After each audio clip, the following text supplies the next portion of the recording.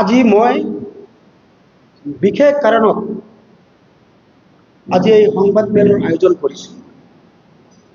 আপোনালোকে সবে মোক চিনে বা জানে, মই ধুবুৰী জিলাৰ কৃষক মুক্তি সংগ্ৰাম সমিতিৰ সাধাৰণ সম্পাদক হয় আৰু আটাই মোৰ বিষয়ে জানে।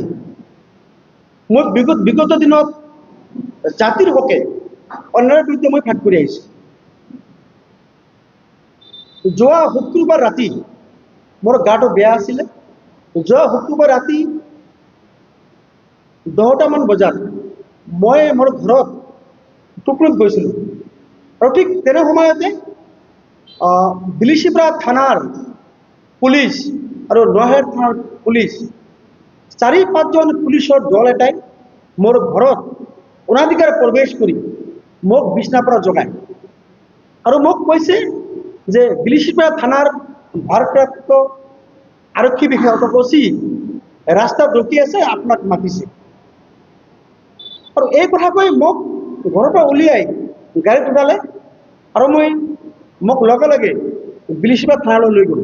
মই সুধিছোঁ যে অচি মাতিছে, অচি ক'ত? তেওঁলোকে কথা নকয়। বিলিচিপাৰা থানাত লৈ যোৱাৰ পিছত বিলিচিপাৰা থানাৰ পৰা আকৌ মোক ঘূৰাই ধুবুৰী পিনে ৰওনা কৰিলে আৰু তাৰপিছতে মোৰ ঘূৰিয়াকে অচিক ফোন কৰিছে। অচি ক'লে যে আপোনাৰ হাজবেণ্ডক গৌৰৱ থানা লৈ যাওক। আৰু তেতিয়াই মোৰ সংগঠনৰ বহু সতীৰ্থ এই কথাখিনি গম পোৱাৰ পিছত, একেবাৰে গুৱাহাটীৰ পৰা সবে গম পোৱাৰ পিছত পুলিচক ফোন কৰিছে আৰু মই ধুবুৰীৰ কিছুমান মিডিয়াক মই জনাইছোঁ।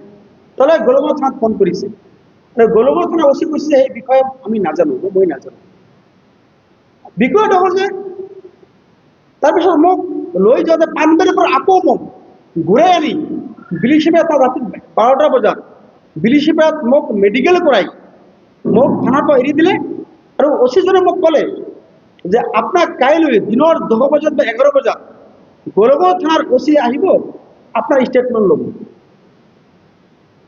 মই কৈছোঁ নহয়, আপোনালোকে মোক মাতিলে মোক পাব, কেলে আপোনালোকে পুলিচ লগাই মোক এনেকৈ ৰাতি অন্ধকাৰত ঘৰৰ পৰা কিয় উঠি আনিলে? এইখিনি কথা মই সুধিছিলোঁ। কিন্তু আজি 3 দিন উকলি গ'ল, গৌৰৱ থানাৰ অচিয়ে আজিলৈ মই ষ্টেটমেণ্ট নল'লো, কোনো খা খবৰ নাই। মোক কি কেছত মোক উঠাই আনে ঘৰৰ পৰা তাৰ কোনো তথ্য নাই, মোক আজিলৈ তেওঁলোকে জনোৱা নাই। মোৰ সন্দেহ হৈছে যে আৰক্ষীয়ে মোক প্ৰাণে মৰাৰ কাৰণে মোক হত্যা কৰিবৰ কাৰণে নিশ্চয় ষড়যন্ত্ৰ কৰিছিল। আৰু আমাৰ গাঁৱৰ ৰাইজ যেতিয়া গম পাই গ'ল, বহু সতীৰ্থ যেতিয়া আমাৰ সংগঠন গম পাই গ'ল, তেতিয়া পুলিচে এই গোপন বস্তু তেওঁলোকক স্বাধীন হৈ গ'ল আৰু মোক তেওঁলোকে তেওঁলোকৰ যিটো ধাৰণা আছিলে তেওঁলোকে মোক ষড়যন্ত্ৰ কৰিব বা মোক হত্যা কৰিব, তেওঁলোকে সেই চান্সটো নাপালে।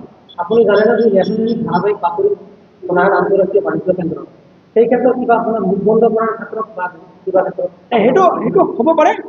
কিন্তু গোলগঞ্জ যি আন্তঃৰাষ্ট্ৰীয় বাণিজ্য কেন্দ্ৰৰ বিষয়ে মই ষ্টেটমেণ্ট দিছোঁ, মই বাৰম্বাৰ ষ্টেটমেণ্ট বহুত সংগঠনে দিছে, মই দিছোঁ। কিন্তু কথাটো হ'ল যে মোক কিয় এৰেষ্ট কৰক, মোক কিয় উঠাই লৈ যোৱা হ'ল? গতিকে মোৰ আপিল এটাই, অসমৰ ডিজিপি মহোদয়, অসমৰ আৰক্ষী সঞ্চালক মহোদয় GP সিং ডাঙৰীয়াক অনুৰোধ যে আপোনাৰ পুলিচ ডিপাৰ্টমেণ্টে মোক হত্যা কৰিবৰ কাৰণে এই ষড়যন্ত্ৰ কৰিছিল। মই কি দোষ কৰিছোঁ?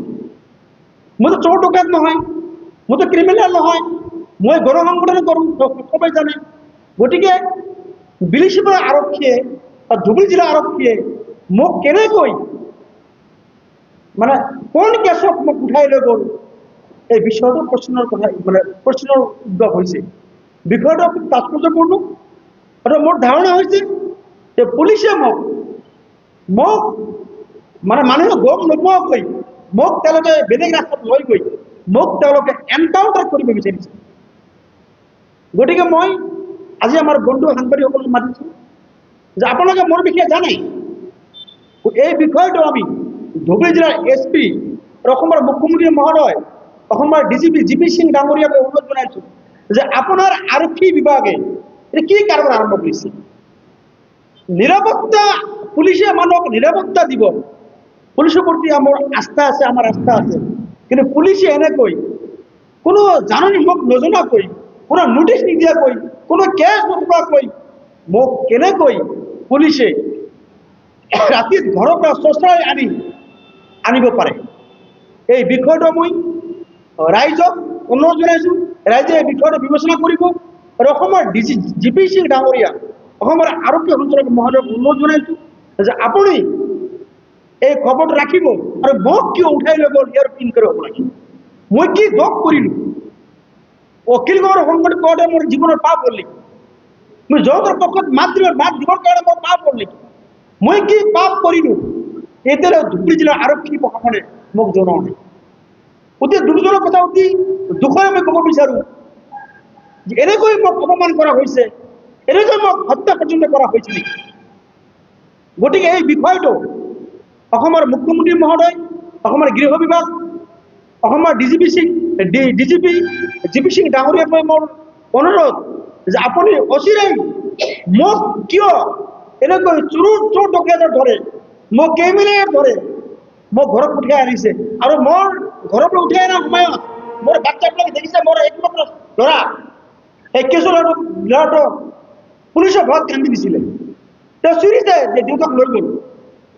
এই কি অমায়িক কিবা মানে অবাস্তৱ ঘটনা, কি হিটলাৰী যে মোৰ বাচ্চাটো আজি সেই ভয়ত দুদিন ধরে বাচ্চাটা জ্বর হয়ে আছে যে দেউতাক লৈ গ'ল, তো ভয় পাইছে।